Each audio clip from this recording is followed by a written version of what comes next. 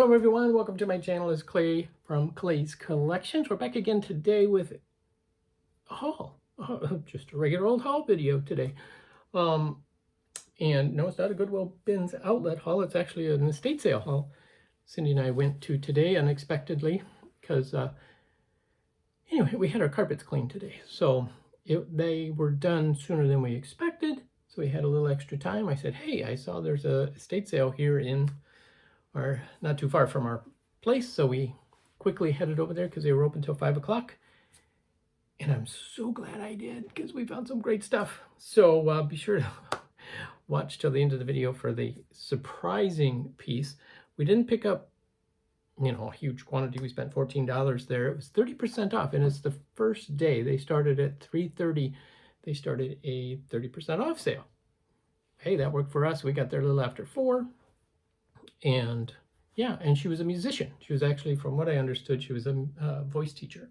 So she had a ton of opera books and voice books and stuff like that, which is really cool since I love music. So I did pick up for myself a jazz, blues, boogie, and swing for piano book. So yeah, I love blues and jazz, and I don't want to set this on the floor because the carpet's still kind of damp. From being cleaned, but that's good.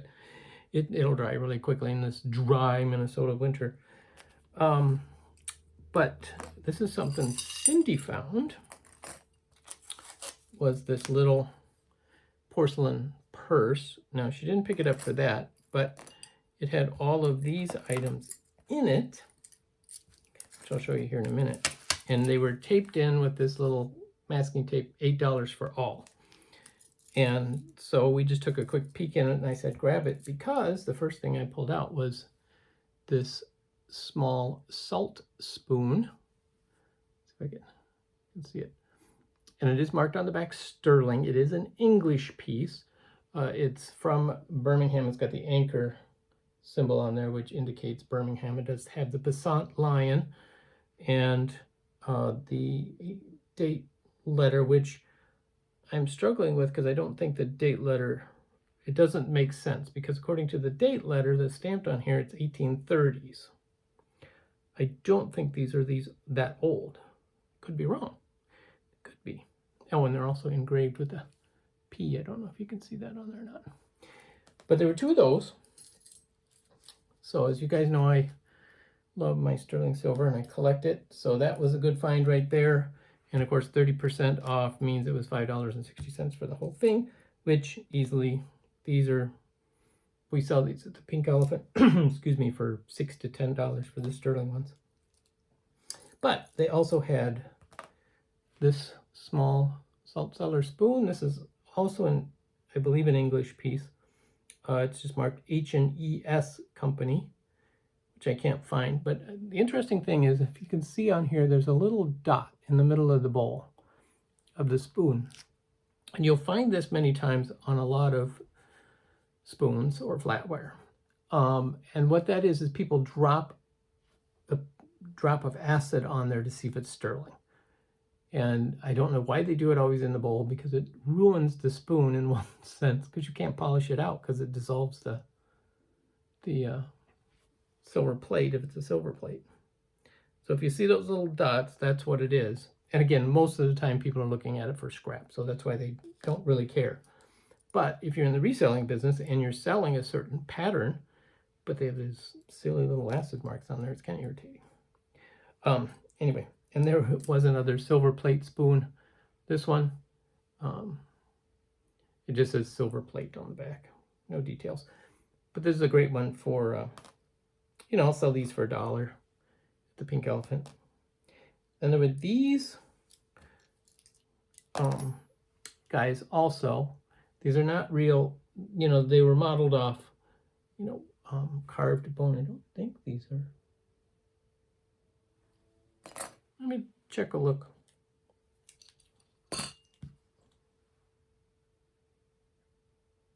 Because I thought they were plastic, but they are hand carved.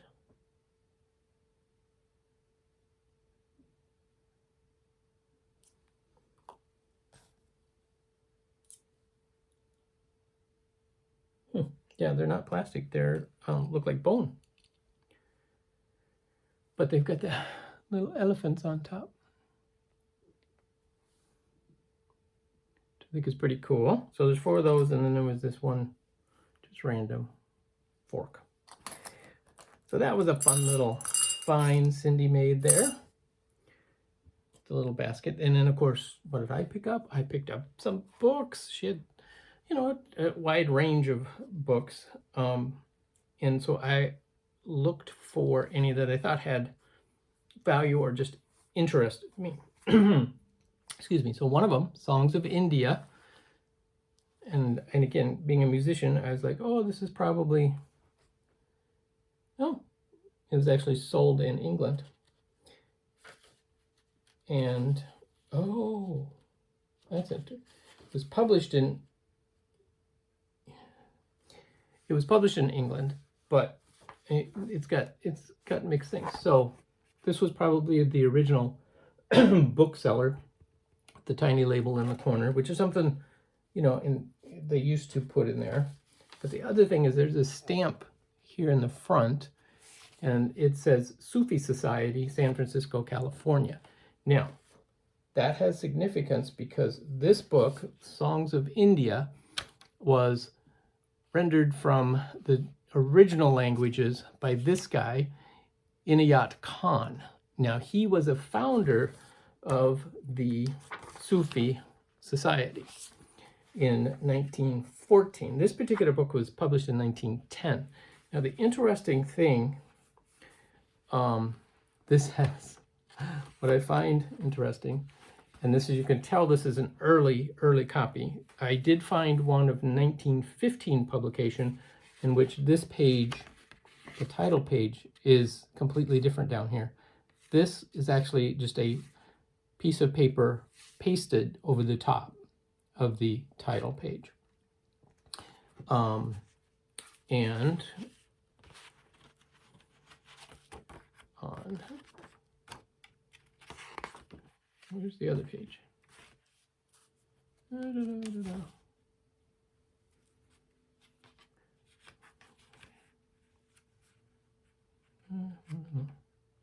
Somewhere in here. Sorry. Anytime you try to find something right away, you don't, right? This has the date 1910 in here. I saw it. Where did it go? Because I thought, oh, Women's Printing Society. Well, anyway, I'm not going to take a lot of time here trying to find it. So yeah, but yeah, so maybe I was wrong on the 1910 date, and I could be, but again, a very rare book. I can find only 2 examples of this particular book online, and they were not for sale. They were just describing this book and the author, and him being the founder of the Sufi Society. So this one probably has some good value in it. This is another old book. Maybe this was the one I was thinking of with 1910. Yes, it is the one I was thinking of. This one was published in 1910. It says Guide to Historic Plymouth Illustrated. And it says 1910.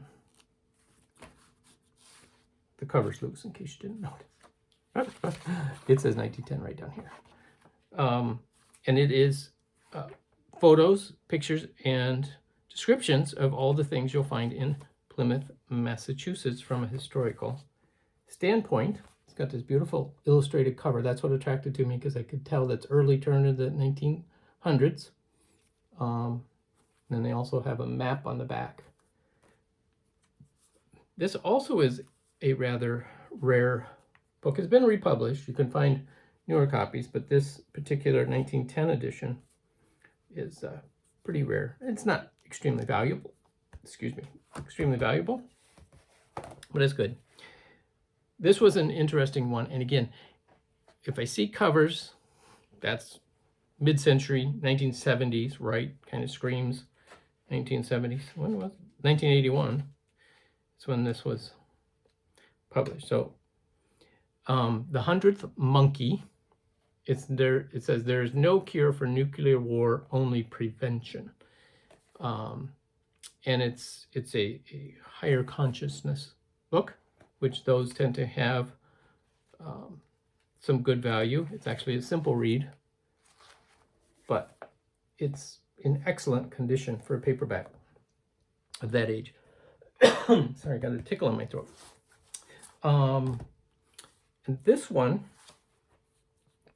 it is called The Lithographs of Childi Hassam, a catalog. University of Minnesota received July 1962. This was from the University of Minnesota library. It's from the Smithsonian Institution, and it is a book. It's not in the best of condition. It is a book about Childi Hassam and his works. So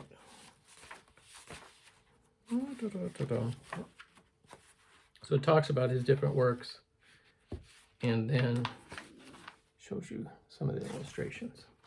It's kind of an art reference book. Like I say, it's not in the best of condition. You just look at the spine, you can see it's a little, it was not laid flat. It was on a bookshelf. But again, it's a good $10 book. They charged me $2 a book. The price listing said hardcovers were $3, soft covers were $2, but they charged me $2 for all of them, less 30%. So I paid $1.40 per book, which is pretty good, because the last book I picked up is this one. I don't know how you say that particular, say it in the native language, but it means The Secret Garden. And this is also from 1910. London, privately printed. There's a nice key there. And when I did some more research on this, and this one is not in the best of condition because the pages are falling out, but there's a significance to that. When I did some research on this book was published in 1910, 2 different versions. There's a special edition, special edition of 50 copies in a blue vellum cover and special pages. There was another edition of 200 copies. This, from my understanding, is one of the 200 copies. Now, the other interesting thing about the 200 copies, and with this book in particular, is it actually, many of the original copies were destroyed. Nobody knows how many, but a number of them were destroyed. And this is what was called a perfect binding. So in other words, it was not tied together with strings. It wasn't, the pages were not stitched together. So when you open the book, basically means they're just glued in the book. It's very common for them to come apart. And that's what happened to a lot of these because they were perfect bound. And it's, you can tell it's a special paper too, is what, and that's what they talk about. Now, the other thing, what happened is there were copies seized by the customs officials because it was a controversial book. It is a kind of what we would consider a new age. He was, the author of this was a spiritualist, if you will. And there's also, he was accused of homosexuality. And so at that time it was illegal. And so it had great controversy when it first came out. And this is, I believe, one of those original 200 copies. And the cover is in unbelievable condition. I mean, it looks like it was just published a year ago. It is, the cover is excellent, other than a little warping. You can see here, there's a little warping, but there's no dents to the corners. Obviously the pages are falling off. And I thought this inscription in the inside page is interesting. At first, thought it said the best reference library copy. But then I look closer, it says the Beast 666 reference library copy. At least that's how I'm reading that. Could be BBB, Better Business Bureau. I just thought that it's an interesting book. Rare. Apparently exceedingly rare, because nobody knows exactly how many of these copies remain. So you never know what you're going to find at an estate sale. And when you pick stuff up just because you get an inkling, I had no idea this book had any value whatsoever. But it just intrigued me, especially that original inscription. But anyway, that's our haul for today. I hope you guys are doing well, and we will catch you next time.